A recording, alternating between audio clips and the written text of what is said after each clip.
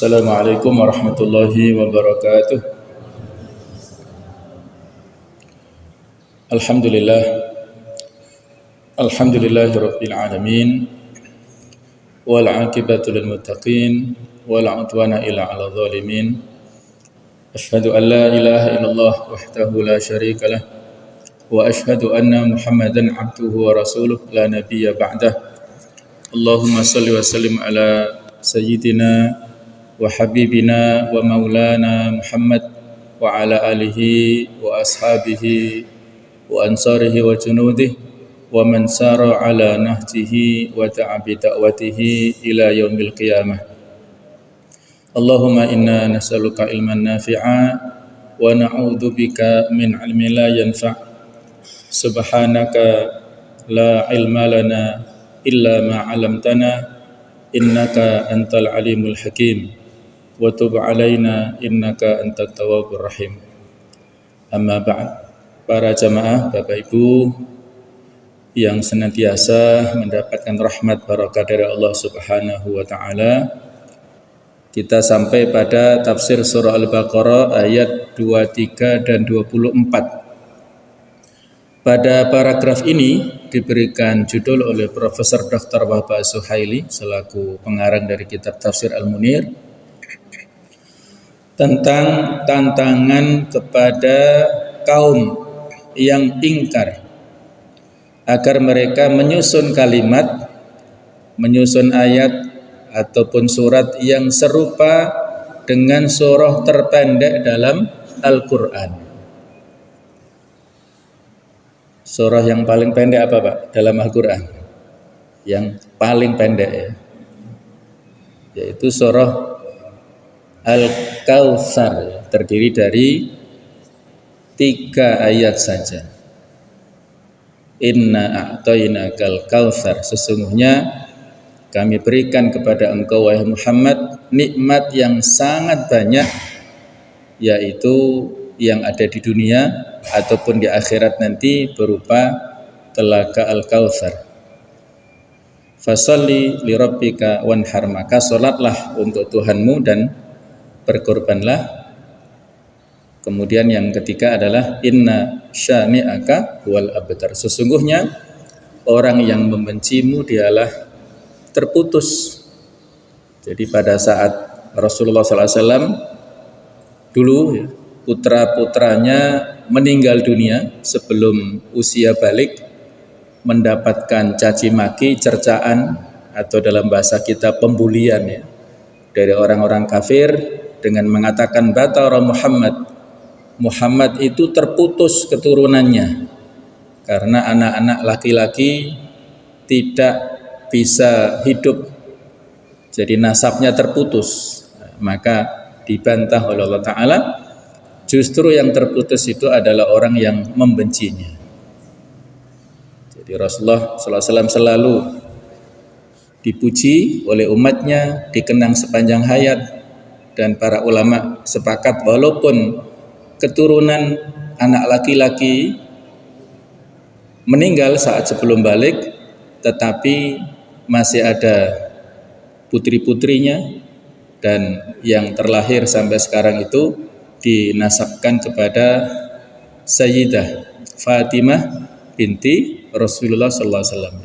Jadi Siti Fatimah yang bahasa kita, kalau orang Arab menyebut Sayyidah ya, tuan putri ya. Kalau kita susah sehingga disebut Siti ya. Siti itu dari kata-kata Sayyidah.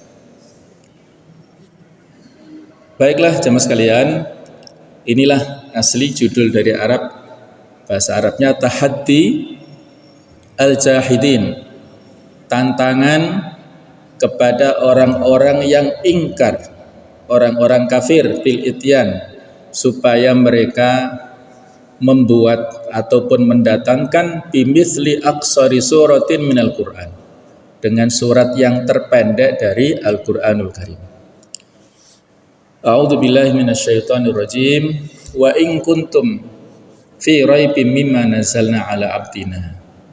Dan jika kalian ragu, wahai orang-orang kafir, mimma nazzalna ala abdina, terhadap apa yang kami turunkan kepada hamba kami, kepada Rasulullah Muhammad sallallahu alaihi wasallam, kalau kalian meragukan Al-Qur'anul Karim, fa'tu bisuratim mim mislih, maka buatlah, datangkanlah dengan satu surat saja seperti dengan Al-Qur'an, dengannya.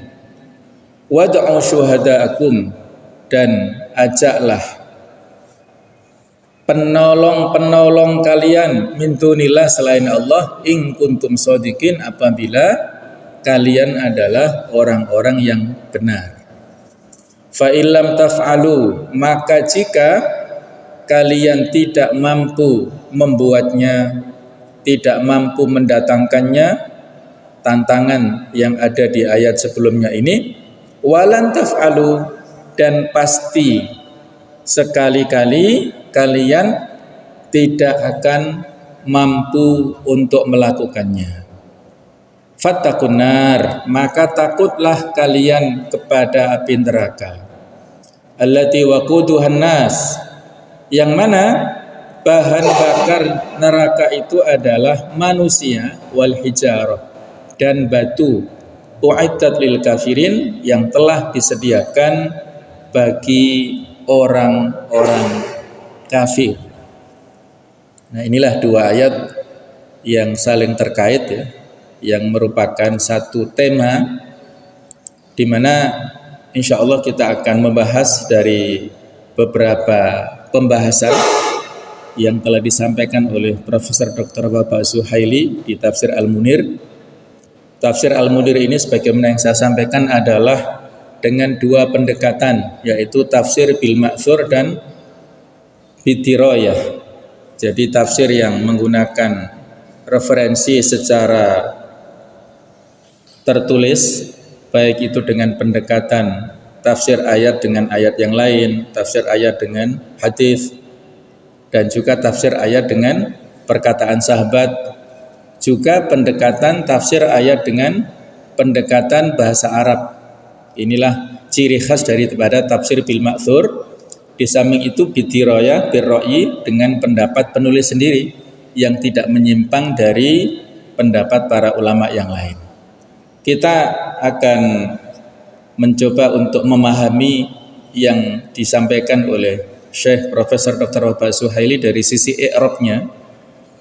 I'rab itu adalah berarti kedudukan kata dalam sebuah kalimat ya. Kalau kita mempelajari ilmu nahwu, grammar dalam bahasa Arab, tata bahasa Arab, maka ilmu tentang i'rab itu adalah inti daripada ilmu nahwu ya, mengetahui sebuah kata dalam sebuah kalimat, sebuah ayat atau hadis, jabatannya sebagai apa, hukumnya apa, tanda apa, sebabnya apa. Nah, itu semua ayat Al-Qur'an, semua surat dari awal sampai akhir ada jabatan kata dalam kalimat itu, ada i'rabnya. Termasuk di sini yaitu dhamir ha dalam kata mithlihi. Jadi ha itu yang disebut adalah ha yang dikasrohkan ini ya. Kalau satu huruf maka disebut nama hurufnya, bukan disebut harokatnya tapi disebut nama hurufnya. Mithlihi, sepertinya, sepadannya. Nah, kata-katanya itu di sini ada perbedaan pendapat. Ada yang mengatakan merujuk artinya kembali kepada abdina, yaitu hamba kami, rasul kami. Sehingga kata min yang artinya adalah dari, ini berfungsi sebagai ibtidaiyah. Ibtidaiyah adalah permulaan. Yang biasa kita pakai madrasah ibtidaiyah, itu adalah berarti sekolah permulaan, sekolah dasar. Dan takdirnya kalau ditampakkan makna daripada pendekatan min ini berarti ibtadi'u fil ityan bis surah min mithli Muhammadin. Mulailah untuk mendatangkan surat seperti yang disampaikan oleh Muhammad. Nah, ini makna yang pertama. Makna yang kedua menurut ulama bahasa yang lain merujuk atau kembali kepada mimma nazalna, dari apa yang kami turunkan berupa Al-Qur'an. Sehingga kata min yang berarti din itu min ya, min adalah dari, berstatus sebagai zaidah, artinya tambahan. Tidak ada arti secara khusus, sebagai penjelasan yang takdirnya kalau kita tampakkan perkiraannya adalah fa'tu bi suratin mithlihi, maka datangkanlah dengan satu surat berupa Al-Qur'an tersebut yang seperti Al-Qur'an. Jadi kata min mithlihi terkait dengan kata-kata surah sebagai sifat baginya, yakni bi suratin kainatin min mithlihi, dengan satu surat yang ada seperti Al-Qur'an. Ya mungkin kita ada yang sudah punya basic pesantren ya, insya Allah mudah dalam memahaminya. Ada yang tidak berbasis pesantren ya, kita sekolah dari dasar sampai perguruan tinggi umum saja, ya monggo ya kita berusaha memahami secara sekilas ini. Bagi yang paham alhamdulillah, yang belum ya tidak apa-apa, insya Allah proses ya. Ini adalah sekedar untuk memberikan pemahaman yang lebih terhadap pendekatan i'rab dari sisi bahasa Arabnya. Syekh Az-Zamakhsyari dalam kitab tafsirnya berkata, ada beberapa alasan yang menguatkan kembalinya dhamir kata ganti ha ini kepada kitab yang diturunkan. Jadi beliau mentarjih menguatkan dhamir ha itu kembalinya kepada Al-Qur'an. Ya, sebagaimana yang difirmankan Allah Ta'ala dalam beberapa ayat lain di surat lain. Misalnya di surah Yunus ayat 38. Am yaqulu naftara, apakah pantas mereka mengatakan dia Muhammad yang telah membuat-buatnya? Artinya berbohong ya, menyampaikan Al-Qur'an dari pendapatnya sendiri, bukan dari Allah. Apakah mereka pantas mengatakan seperti itu? Coba qul fa'tu bisurah, wahai Muhammad katakan kepada mereka, buatlah satu surat mislihi, semisal dengan Al-Qur'an. Jadi inilah tafsir Al-Qur'an dengan Al-Qur'an, tafsir ayat dengan ayat yang lain. Di ayat 23 tadi ditafsirkan oleh surat Yunus 38 ini. Coba, ini tantangan dari Allah, datangkan satu surat yang sama dengan yang ada dalam Al-Qur'an. Wad'u man istata'tum min dunillah in kuntum shadiqin, dan ajaklah siapa saja di antara kalian yang mampu membuatnya selain Allah, jika kamu orang-orang yang benar. Jadi isinya mirip dengan yang kita kaji tafsirnya surah Al-Baqarah ayat 23 dan 24 ini. Kemudian ditafsirkan lagi oleh ayat yang lain, surat Hud ayat 13. Am yaqulu naftara, sama dengan yang sebelumnya tadi. Bahkan mereka mengatakan, mereka berbohong, dia Muhammad telah membuat Al-Qur'an itu. Ini adalah kebohongan yang disebarluaskan oleh orang-orang kafir di antara mereka. Qul, katakanlah wahai Muhammad, fa'tu bi asyri suwarin mithlih. Coba kalau demikian datangkan 10 surah yang semisal dengan Al-Qur'an, muftarayat, yang dibuat-buat. Wad'u man istata'tum min dunillah, dan ajaklah siapa saja di antara kalian yang sanggup selain Allah, in kuntum shadiqin, jika kalian adalah orang-orang yang benar. Sama tantangan pada ayat ini.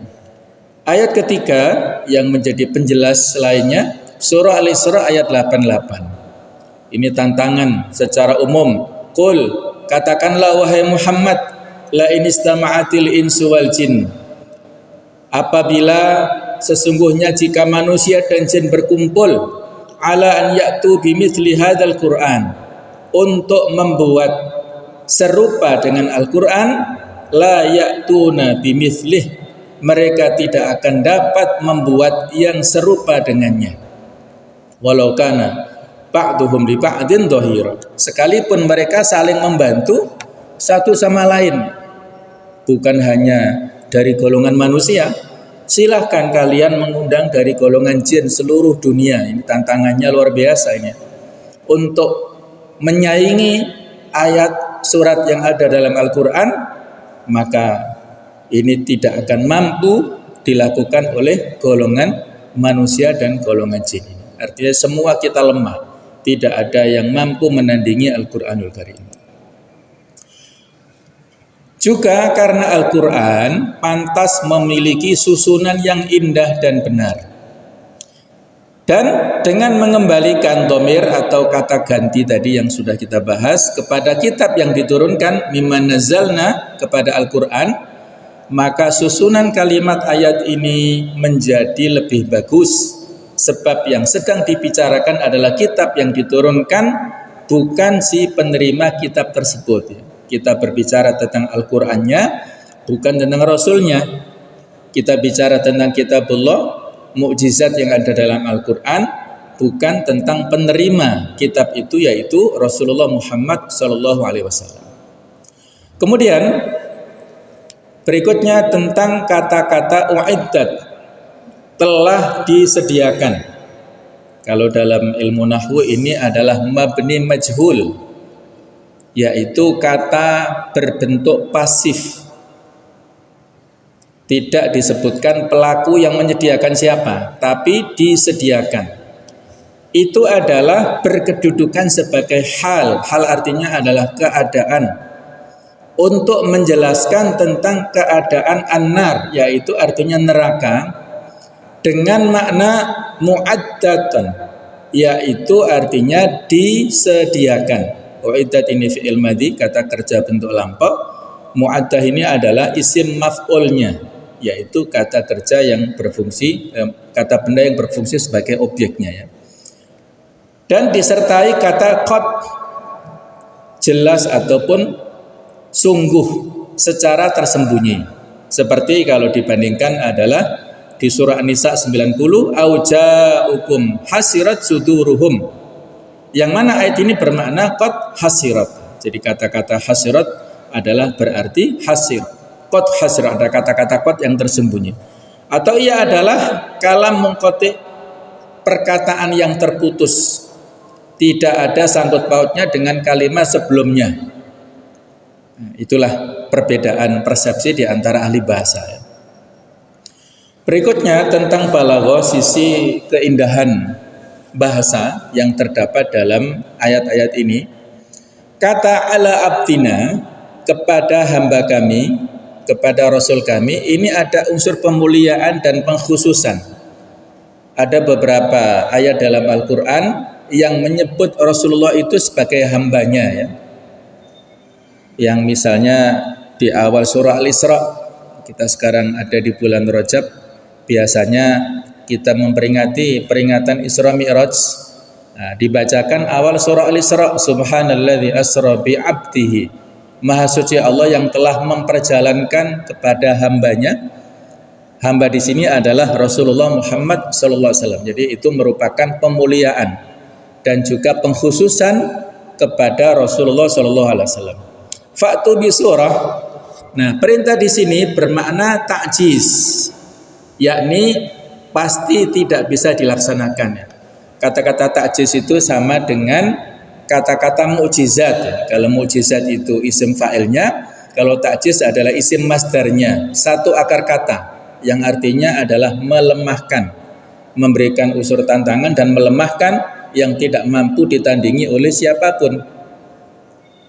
Sedangkan pemakaian bentuk nakiro dalam kata surah bertujuan agar maknanya umum dan cakupannya luas, ya. Jadi di sini maksudnya nakiro itu tidak ada alif lamnya, ya. Fa'tu bisuratin, kalau tidak ada alif lamnya maka kata benda itu ditanwinkan di huruf akhirnya, ya. Allah tidak mengatakan fa'tu bisurati, ada alif lamnya, bukan, ya. Allah tidak mengatakan dengan alif lam, tapi fa'tu bisuratin, datangkanlah dengan satu surat. Nah, kata-kata surah ini berbentuk nakiro, isim yang belum tertentu, artinya bisuratin wahidatin, dengan satu surat saja itu kalian tidak akan mampu untuk melakukannya. Walan taf'alu, dari sisi keindahan bahasa, Kalau kata-kata la ataupun lam itu berarti tidak atau belum ya. Tetapi kalau kata-kata lan yang mengandung makna keabadian. Susunan ini berarti tantangan ini berlaku terus sejak zaman dulu, kini hingga masa depan. Baik itu pada zaman Rasulullah SAW ataupun pada zaman salafus soleh sesudahnya, ataupun pada zaman modern ini, dan kapanpun Al-Quran itu adalah mukjizat yang abadi yang tidak mampu ditandingi oleh siapapun ya. Inilah kata-kata lan ya, yang memiliki arti selalu, terus menerus, yang berarti kalian tidak akan mampu melakukannya. Fattaqun nar. Susunan ini berbentuk ijaz. Jadi ada i'jaz, ada ijaz. Ini artinya berbeda. Kalau ijaz adalah berarti ringkasan, kalau i'jaz ini mukjizat ini. Jadi fattaqun nar ini memiliki arti ringkasan dengan mengalihkan kepada tujuan yang esensial, tujuan yang penting. Artinya adalah jika kalian tidak sanggup membuat surah yang semisal dengan Al-Quran, maka lindungilah diri kalian dari neraka jahanam dengan cara beriman kepada Al-Quran dan kepada Nabi Muhammad SAW. Jadi ada unsur ancaman di sini. Jangan main-main kalian. Apabila tidak mengimani Al-Quran, apabila tidak percaya dengan Al-Quran, maka hati-hati. Mengimani Al-Quran adalah salah satu daripada rukun iman. Al-iman bi kutubillah, iman kepada kitab-kitab Allah. Kalau kita tidak imani Al-Quran, maka berarti kita mengingkarinya dan berarti kita bukan menjadi orang mukmin. Nah, berikutnya masih dalam pendekatan bahasa, mufradat lughawiyah, arti kosakata secara bahasa. Kata-kata raibin artinya adalah keraguan. Abdina yang dimaksud adalah Rasulullah Muhammad SAW.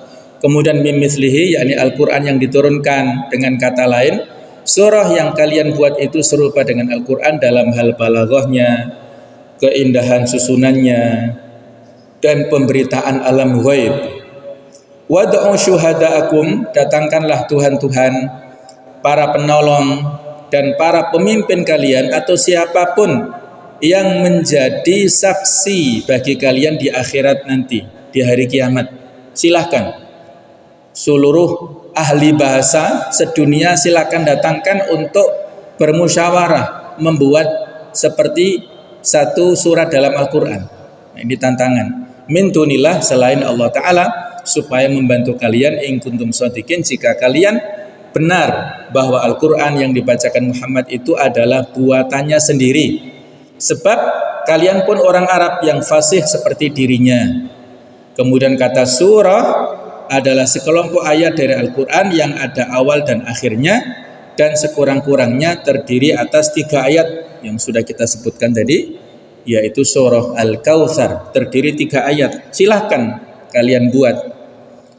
Jamaah sekalian, bahwasanya surat-surat yang ada dalam Al-Quran ini susunannya dari Al-Fatihah sampai An-Nas ini adalah tauqifiyah.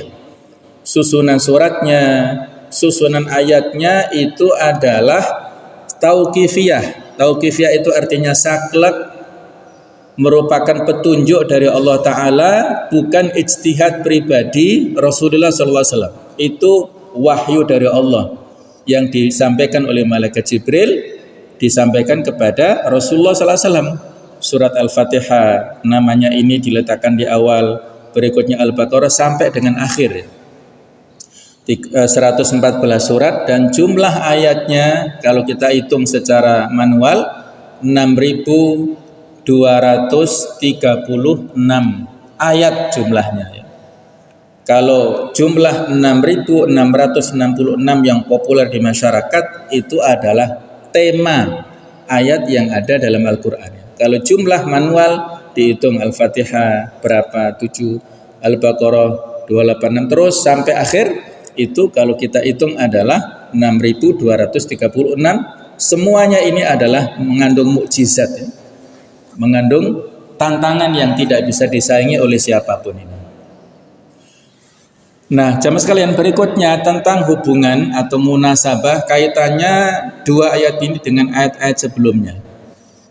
Setelah Al-Quran, mengelompokkan manusia ke dalam 3 golongan, 3 kubu. Ada golongan orang-orang yang bertakwa, yang mengesahkan Allah. Yang kedua orang ingkar, yang menolak kebenaran, yaitu orang-orang kafir. Yang ketiga dan orang munafik yang bimbang, yang ragu. Dia secara fisik zahir menampakkan keislamannya, tapi batinnya menyimpan kekafiran, keingkarannya. Itulah objek yang diturunkan Allah Ta'ala Al-Quran untuk berdakwah kepada mereka semuanya lewat Rasulullah SAW. Dan sesudah ia membuktikan keesaan dan sifat rububiyah Allah, sifat ketuhanan Allah Ta'ala, serta menafikan sekutu baginya dengan argumen yang logis, yang masuk akal, maka Allah Ta'ala menyatakan bahwa Al-Quran itu adalah firman Allah. Al-Quran itu adalah kalamullah. Kalau kita mempelajari ulumul Quran, ya, ilmu tentang Al-Quran, maka kita nanti akan membaca definisi Al-Quran adalah kalamullah, firman Allah, wahyu Allah. Itu yang paling mendasar, ya. Kita harus mengimani, meyakini Al-Quran itu kalamullah, firman Allah. Bukan sebagaimana madhab atau keyakinan orang-orang Mu'tazilah yang mengatakan Al-Quran itu makhluk, Al-Quran itu ciptaan Allah.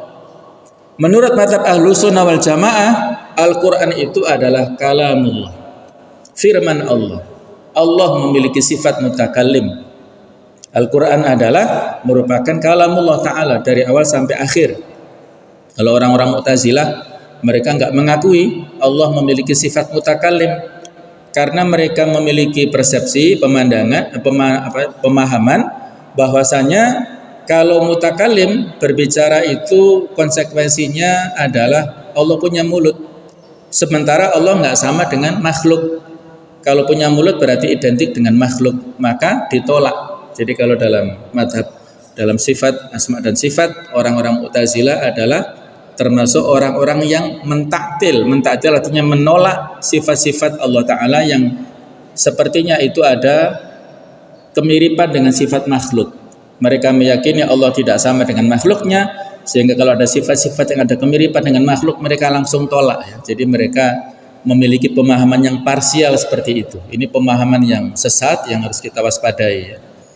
Menurut mazhab Ahlussunnah Jamaah, Al-Quran adalah kalamullah, bahwa ia diturunkan olehnya, oleh Allah, dengan bukti bahwa Al-Quran itu mukjizat. Tidak ada satupun jin dan manusia yang sanggup menyainginya dan menyusun satu surah yang semisal dengannya. Padahal orang-orang Arab saat itu mahir, ya, mereka ahli dalam bidang sastra, kalimat-kalimat yang indah. Dan yang paling mereka banggakan adalah kepandaian bertutur kata, baik itu menyusun syair, menyusun puisi, ataupun prosa, narasi, dan pidato, khitobah, itu mereka ahli, ya. Dan Allah Ta'ala pada saat memberikan mukjizat kepada Rasulnya, itu disesuaikan dengan kondisi keahlian masyarakat pada saat dulu. Ketika zamannya Nabi Musa, yang merebak saat itu ilmu sihir. Fir'aun punya tukang sihir yang ahli di bidangnya, di bidang sihir. Maka di antara mukjizat Nabi Musa adalah Allah Ta'ala bisa merubah tongkatnya menjadi ular besar yang menangkap ular-ular kecil, yang itu buatan para tukang sihirnya Fir'aun, yang pada akhirnya menjadikan para tukang sihir ini mukmin, ya. Mereka pagi harinya kafir, sore harinya mukmin, dan pada habis maghribnya masuk surga, karena mereka ini adalah syuhada, dibunuh oleh Fir'aun yang marah. Mereka didatangkan untuk melawan Nabi Musa, tapi ternyata mereka mengikut agamanya Nabi Musa. Jadi mereka syuhada, mati syahid semua, dan mereka mendapatkan surga dari Allah Subhanahu wa Ta'ala. Jadi sama kondisi masyarakat yang memiliki keahlian tertentu, itulah diturunkan mukjizat. Orang Arab ahli dan mereka membanggakan dalam bidang syair. Mereka punya kebiasaan kontes, ya, dalam hal perlombaan syair. Ketika mereka berkumpul, nah, para tukang syair berkumpul dan berlomba. Itulah Al-Quran datang menyaingi dan datang untuk menantang mereka, para ahli di bidang sastra, tetapi tidak ada satupun yang menyainginya. Karena mereka tidak mampu membuat kalimat yang serupa dengan surah yang paling pendek dalam Al-Quran. Berarti telah terbukti kebenaran Nabi Muhammad SAW dalam mengklaim, mengatakan dirinya sebagai seorang Nabi dan Rasul. Orang yang mengingkari kenabian dan kerasulannya berarti layak mendapatkan hukuman di dalam neraka jahanam. Jadi mukjizat itu diberikan kepada para Nabi dan Rasul untuk membuktikan kebenaran risalahnya. Kalau masih ingkar pada saat mendapatkan atau melihat kemukjizatan adalah dalam bidang Al-Quran ini, maka berarti dia adalah orang yang kafir yang layak mendapatkan ancaman hukuman di neraka jahanam. Berikutnya at-tafsir wal bayan. Wahai orang-orang Arab serta bangsa-bangsa lain yang ingkar, jika kalian meragukan kebenaran Al-Quran yang diturunkan oleh Allah Ta'ala kepada hamba dan Rasulnya, sang Nabi yang buta huruf Muhammad bin Abdillah. Jadi Rasul ini memiliki sifat ummi, yang tidak bisa baca, tidak bisa tulis. Hikmahnya tadi supaya memiliki penegasan bahwasanya Al-Quran bukan dari beliau pribadi. Kalau beliau ahli dalam bidang tulisan kan bisa jadi itu buatan Nabi sendiri. Jadi beliau pada saat dibacakan malaikat Jibril langsung beliau ingat dan dihafalkan.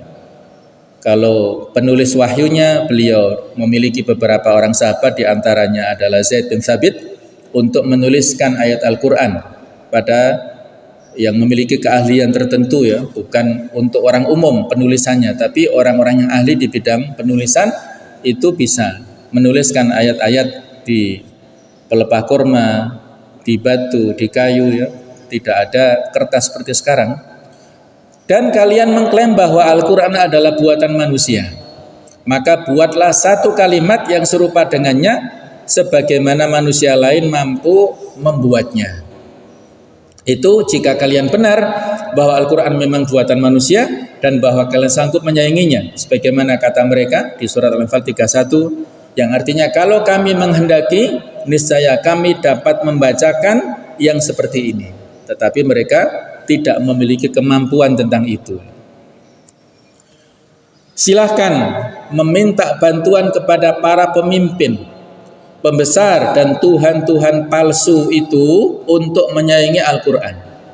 Sebab selain Allah tidak ada seorang pun yang mampu membuat kalimat yang semisal dengannya. Karena kalian sudah tidak sanggup membuat satu surah yang setara dengan Al-Quran dalam hal keindahan tata bahasanya, kebagusan susunannya, kebenaran logikanya, serta keindahan tasyri' dan hukum-hukumnya yang cocok untuk setiap masa dan tempat. Kalau hanya sekedar membuat secara zahir maknanya mungkin bisa, tapi memiliki kedalaman makna yang sangat indah ini tidak bisa. Ada tukang bohong, ya, nabi palsu yang bernama Musailama Al-Kadzab. Dia ini mencoba untuk membuat satu surat yang menyaingi surah Al-Fil, tapi ya isinya lucu, ya. Al-Fil, Mal-Fil, wa ma adraka mal-fil, Al-Filu jismuhu kabir, wa anfuhu tawil. Nah itu kan lucu, ya, maknanya apa? Seperti anak TK. Gajah, apakah gajah itu? Tahukah kamu apa gajah itu? Gajah itu badannya besar, belalainya panjang. Nah itu tidak ada maknanya, ya. Sementara surah Al-Fil ini maknanya sangat mendalam, ya. Bukan dari sisi semata-mata keindahan bahasa, tapi sangat-sangat mendalam. Alam taro kaifa fa'ala rabbuka bi ashabil fil. Tahukah kamu bagaimana Allah melakukan kepada para pasukan bergajah? Jadi ada kata-kata fa'ala rabbuka, ya. Bagaimana Allah dalam bahasa kita mungkin menghandle, ya, menghandle penjagaan Ka'bah dari serangan ashabul fil. Ada kata-kata fa'ala rabbuka. Jadi kemenangan yang kita dapatkan, yang didapatkan oleh Rasulullah SAW dalam setiap peperangan, kemenangan yang didapatkan oleh kaum muslimin sesudah masa beliau, itu adalah fa'ala rabbuka, Allah yang menghandlenya. Wa man nasru illa min indillah. Kemenangan itu hanya dari Allah, bukan dari kita, bukan dari manusia. Kalau Allah menghendaki, kaum muslimin mendapatkan kemenangan. Kalau Allah menghendaki, kaum muslimin akan mendapatkan kekalahan. Jadi maknanya luas ya tentang surat-surat seperti ini. Juga dalam hal pemberitaan tentang alam ghaib dan ketidaksanggupan itu akan terus berlangsung sampai masa depan. Cerita tentang masalah penaklukan Romawi, ghulibatir Rum fi adnal ardi wa hum min ba'di ghalabihim sayaghlibun. Dikalahkan Romawi di negeri yang sana, yang jauh, yang dekat, kemudian mereka satu saat akan mendapatkan kemenangan. Nah, itu adalah sesuatu yang belum terjadi dan akan terjadi sesudahnya. Maka untuk seterusnya kalian tidak akan mampu membuat satu surah yang serupa dengannya, walaupun ia berbahasa Arab dan sejenis dengan karya-karya kebahasaan orang-orang Arab dari sisi syair, prosa dan pidato. Padahal di kalangan orang-orang Arab itu terdapat banyak pakar balaghah, penyair, ahli pidato, dan orang-orang yang mahir mengolah kata. Inilah kalau dalam bahasa kemukjizatan Al-Quran yang paling menonjol adalah al-ijaz al-lughawi, kemukjizatan dalam hal bahasa. Jadi Al-Quran ini ada sisi kebahasaan yang menonjol, mengandung mukjizat, di samping ada al-ijaz at-tashri'i, mukjizat dalam hal pensyariatan. Ada juga ijazul ilmi, kemukjizatan dalam hal keilmuan. Apa-apa yang terjadi sesuai dengan perkembangan zaman dan ilmu pengetahuan itu sudah disebutkan dalam Al-Quran. Ada pakar-pakar dalam bidang ilmu yang masuk Islam karena mengkaji ayat-ayat dalam Al-Quran dan hukum-hukum yang ada dalam Al-Quran. Ada yang masuk Islam di antara mereka karena mendalami hukum ayat yang ada dalam Al-Quran dan juga hukum Islam sendiri tentang masalah wudhu, masalah junub. Kalau di agama lain tidak ada ya. Bagaimana wudhu ini sanggup untuk menyentuh anggota-anggota badan yang sensitif dan itu akan menjadikan seseorang selalu dalam keadaan sehat. Jadi kalau kita wudhu dengan benar, itu akan menjadikan kita lebih sehat. Begitu pula junub, tidak ada.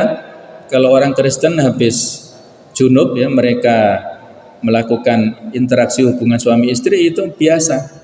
Mereka langsung pergi ke gereja, pergi ke kantor. Tidak ada tentang masalah junub ini. Kalau kita harus mandi besar dulu ya, mandi junub dulu. Kemudian bagaimana sampainya darah ke otak, itu ternyata pada saat kita sujud. Nah, pada saat sujud itulah otak akan dialiri oleh darah dan itu akan menjadikan otak kita lebih cerdas, lebih mampu berpikir dengan daya tangkap yang lebih cepat. Nah, itu hanya dimiliki oleh kaum muslimin. Ada lagi seorang profesor ya dari Amerika, namanya Keith Elmore. Dia ini adalah seorang profesor doktor yang ahli dalam bidang anatomi dan embriologi, yaitu tahapan penciptaan manusia. Beliau melakukan penelitian dengan timnya. Setelah melihat ayat-ayat Al-Quran, beliau kaget luar biasa. Ternyata penelitian yang dilakukan bertahun-tahun itu sudah ada tentang masalah tahapan penciptaan manusia. Dan beliau membuat sebuah kesimpulan, ini tidak mungkin dibuat oleh Nabi Muhammad sendiri. Karena kalau membuat ayat-ayat seperti itu harus ada alatnya, harus ada mikroskopnya untuk menembus bagaimana kondisi manusia pada proses mulai pada nutfah, kemudian alaqah, kemudian mudghah, dan menjadi tulang yang dibungkus oleh daging. Bisa kita baca di surah Al-Mu'minun ayat 13 dan 14 itu. Ini adalah kata-kata yang sangat detail maknanya. Contohnya alaqah ya. Alaqah ini biasa kita artikan segumpal darah. Kenapa dinamakan alaqah bukan dam ya? Damun itu darah juga, tapi Allah menggambarkan alaqah. Alaqah itu secara bahasa adalah artinya sesuatu yang menggantung. Jadi segumpal darah yang pada saat itu adalah menjadi cikal bakal manusia, itu kondisinya menggantung di rahim, bukan semata-mata segumpal darah setetes darah, bukan, tapi segumpal darahnya menggantung di rahim. Kemudian kata-kata mudghah. Mudghah itu adalah segumpal daging, bukan semata-mata daging, tetapi dagingnya itu bentuknya seperti sehabis digigit oleh mulut kita, oleh gigi manusia. Jadi bentuknya seperti itu, mudghah. Dalam bahasa Arab pendekatannya begitu ya.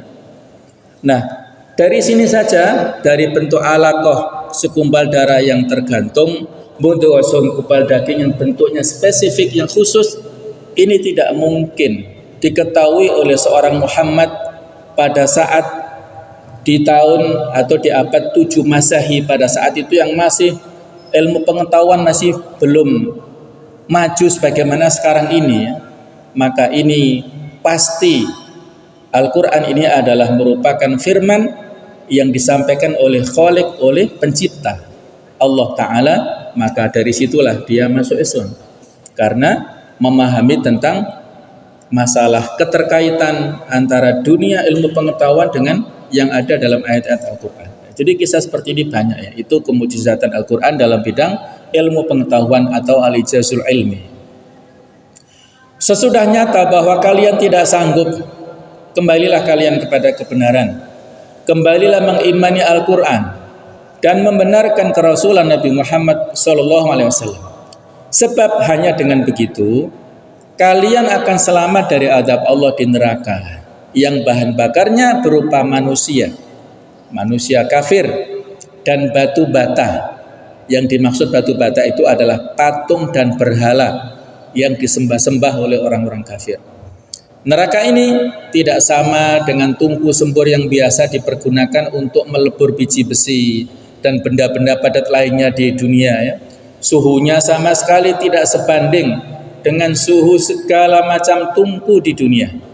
Allah menyiapkan dan menyediakannya untuk orang-orang kafir yang mengingkari agama Islam sebagai balasan yang setimpal atas kekafiran dan keingkaran mereka. Sebagaimana firman-Nya di surat Al-Anbiya 98 yang artinya sesungguhnya kamu dan orang yang kamu sembah selain Allah adalah umpan jahanam. Kamu pasti masuk ke dalamnya.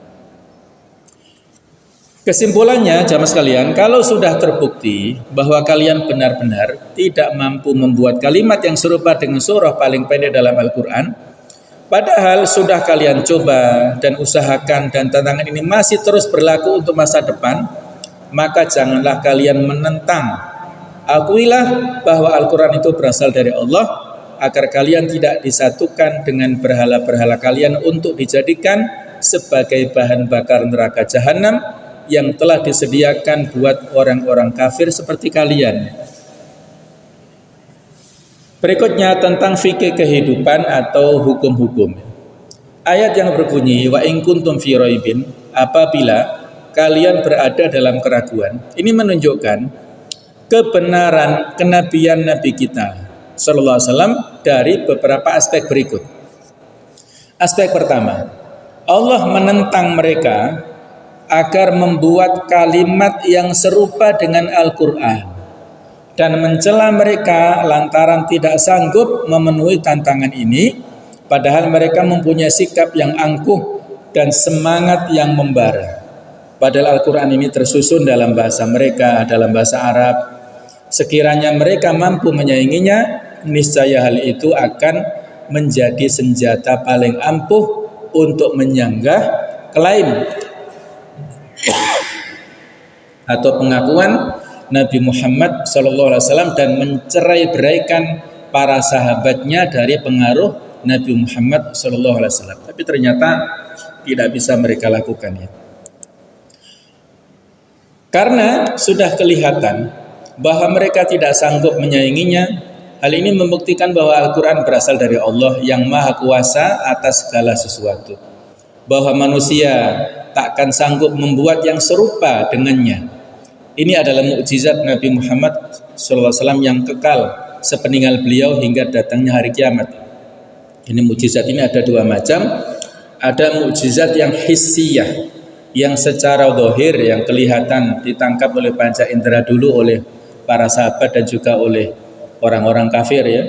Beliau yang bisa menjadikan makanan pada saat beliau kedatangan tamu dengan makanan yang terbatas, tetapi seluruh tamunya memakan, tidak ada habisnya makanan ini.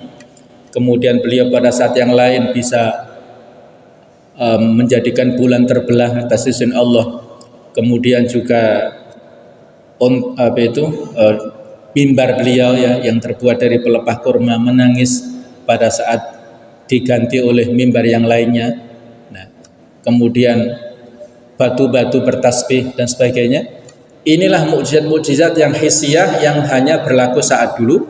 Tetapi ada mukjizat maknawiyah yaitu Al-Quran yang berlaku sepanjang masa ini. Bukan hanya berlaku ketika beliau hidup, tapi sepanjang masa sepeninggal beliau. Inilah mukjizat Al-Quran. Mukjizat ini sesuai dengan sifat bangsa Arab yang membanggakan kepandaian mereka dalam bertutur kata yang tidak tertandingi oleh bangsa lain. Maka Allah menjadikan mukjizat Nabi Muhammad yang terbesar berupa sebuah kitab yang tidak dapat disaingi oleh mereka maupun oleh manusia-manusia lain dalam hal susunannya, kefasihannya, dan dari sisi balaghah, keindahan bahasanya. Mukjizat ini efeknya lebih kuat ketimbang mukjizat-mukjizat materi di zaman lampau, seperti tongkat Nabi Musa dan tangannya yang bisa bersinar ya, ketika dimasukkan ke saku itu bersinar, menjadikan orang-orang kafir takut.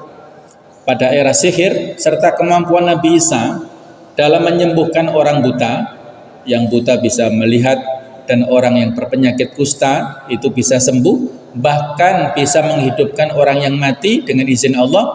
Pada era kedokteran saat dulu yang marak, yang populer, maka Nabi Isa dengan izin Allah memiliki mukjizat-mukjizat yang luar biasa seperti itu. Itu berlaku pada saat itu saja. Sesudahnya tidak berlaku lagi. Aspek kedua, semua orang baik yang beriman maupun yang ingkar kepada Nabi Muhammad SAW mengakui bahwa beliau termasuk manusia yang paling sempurna akalnya, paling tinggi budi pekertinya, dan paling bagus gagasannya. Tidak seorang pun yang menyangkal kesempurnaan akal beliau, keluar biasaan sikap santun beliau, kelurusan pemahaman beliau, dan kebagusan pendapat beliau. Maka bagi orang yang seperti ini tidak mungkin dia mengaku sebagai nabi sementara dia mengajukan tanda kenabian berupa kalimat atau kitab yang setiap orang Arab sanggup membuat kalimat sejenis yang serupa dengannya. Sehingga dengan begitu tampak kebohongannya dan gugurlah pengakuan kenabiannya. Ini menunjukkan bahwa dia menantang mereka dengan suatu kalimat yang berasal dari Allah, yang mana manusia tidak sanggup membuat kalimat yang serupa dengannya. Aspek ketiga adalah pada firman Allah Subhanahu wa taala yang artinya kamu tidak dapat membuatnya dan pasti kamu tidak akan dapat membuatnya. Allah memberitahu bahwa mereka tidak mampu menyainginya, dan ini adalah pemberitaan tentang sesuatu yang gaib, dan berita ini terbukti kebenarannya seiring perjalanan waktu. Syekh Abu Bakar Al-Jassas ini menuliskan Allah telah menantang semua makhluk baik jin maupun manusia bahwa mereka pasti tak akan mampu membuat kalimat yang seperti dalam Al-Quran. Ini bisa kita lihat dalam beberapa ayat di Al-Quran ya, tentang tahapan-tahapan tantangan Al-Quran kepada bangsa Arab. Ada satu tahapan supaya mereka membuat seperti Al-Quran. Surah At-Tur ayat 34 ini. Falyatu bihaditsin mithlihi in kanu shadiqin. Datangkanlah dengan kalimat seperti Al-Quran apabila kalian benar. Ini satu Al-Quran maksudnya ya. Kemudian tantangan berikutnya lebih mudah atau lebih agak ringan dalam hal mendatangkan 10 surah. Am yaqulu naftara yang sudah kita baca tadi ya. Qul fa'tu bi asyri suwarin mithli muftarayat wad'u man istata'tum min dunillah in kuntum shadiqin. Jadi tantangan supaya mereka mendatangkan 10 surat saja. Di surat Hud 13, tapi mereka enggak mampu. Tantangannya lebih ringan lagi, satu surah saja yang kita baca, surah Al-Baqarah 23 ini, fa'tu bi suratin min mithli, satu surat saja, tidak usah panjang-panjang, nggak usah 10, nggak usah satu Al-Quran, satu surat saja. Tetap mereka nggak mampu. Kemudian kesimpulannya, tantangannya lebih ringan, yaitu satu ayat saja mereka nggak mampu ya. Seandainya manusia dan jin membuat seperti Al-Quran saja, layak tu nabi mithli, mereka tidak akan mampu, walau kana ba'dhum li ba'din dhahira, walaupun satu dengan yang lain melakukan kerjasama. Di surah 88 ya. Jadi inilah jamaah sekalian, Al-Quran itu adalah merupakan kitab yang mengandung mukjizat. Nah, syarat mukjizat sebagaimana yang disimpulkan oleh para ulama, hendaknya mengandung adanya tantangan ya. Al-Quran ini memberikan tantangan. Yang kedua, adanya kondisi yang menuntut lawan membela diri. Mereka membela diri dari tantangan ini. Kemudian poin ketiga, tidak adanya penghambat untuk melakukan penantangan ya. Apa penghambatnya? Mereka faham bahasa Arab, faham sastra, dan memiliki kemampuan ya. Tapi ternyata mereka tidak mampu untuk mendatangkan Al-Quran. Sedangkan aspek kemujizatan Al-Quran, informasi tentang hal-hal yang gaib, yang belum terjadi ataupun yang sudah tapi mereka tidak sanggup menjangkau dengan panca inderanya, seperti tadi tentang masalah embriologi ya, tentang adanya janin dan juga tahapan-tahapannya. Kemudian uslub atau daya ungkapnya, redaksi yang ada dalam Al-Quran ini luar biasa kedalaman maknanya. Kemudian dari sisi aspek hukum dan sistem secara kemudian isyarat ilmiah, biasanya disampaikan pada saat kita memperingati nuzulul Quran ya, ada tema-tema tentang ijazul Quran. Kemudian ragam mukjizat, ada indrawi yang kita sebut mukjizat hissiyah yang bisa ditangkap oleh indera manusia, dan ada rohani atau maknawiyah yang ada di dalam Al-Quran ini. Kesimpulannya, tantangan ini bervariasi ya, kadang berupa tantangan untuk membuat susunan kalimat dengan makna yang tinggi, kadang pula berupa tantangan untuk membuat susunan kalimat saja yang indah tanpa menilai maknanya, yaitu dengan mengada-adakan suatu kalimat yang tiada artinya, namun terlihat mereka gagal dalam segala bentuk tantangan itu. Ayat fa'ilam taf'alu menunjukkan terbuktinya ketidaksanggupan secara total untuk menyaingi Al-Quran, sekaligus menunjukkan bahwa orang-orang kafir pantas disiksa di dalam neraka lantaran mereka mengingkari kenabian Nabi Muhammad SAW dan tidak mengimani Al-Quran. Ayat ini juga menunjukkan bahwa orang yang takut kepada neraka pasti tidak menentang seruan Islam, dan bahwa neraka di zaman sekarang ini dan sejak dahulu kala telah diciptakan, sudah ada dan disiapkan untuk orang-orang durhaka, orang-orang fasik dan orang-orang kafir. Jadi kata-kata uiddat lil kafirin ya, tadi sudah kita bahas bahwa neraka itu telah disediakan. Allah mengungkapkan dengan fi'il madhi, kata kerja bentuk lampau. Artinya neraka itu sudah disediakan. Begitu pula surga, uiddat lil muttaqin ya, disediakan untuk orang-orang yang bertakwa. Surga itu juga telah diciptakan. Surga sudah ada, neraka juga sudah ada. Kita imani itu ya, sebagaimana pemahaman Ahlussunnah wal Jamaah. Kata Al-Qurtubi, ini menjadi bukti benarnya pendapat yang mengatakan bahwa neraka sudah ada, sudah diciptakan. Berbeda dengan pendapat para penganut bid'ah ajaran sesat yang mengatakan bahwa hingga kini neraka belum diciptakan. Jadi neraka sudah ada, surga juga sudah ada. Pada saat Rasulullah SAW dimi'rajkan, beliau melihat surga dengan keindahannya. Beliau juga melihat neraka dengan penghuni-penghuninya nanti seperti apa, orang-orang ahlul maksiat.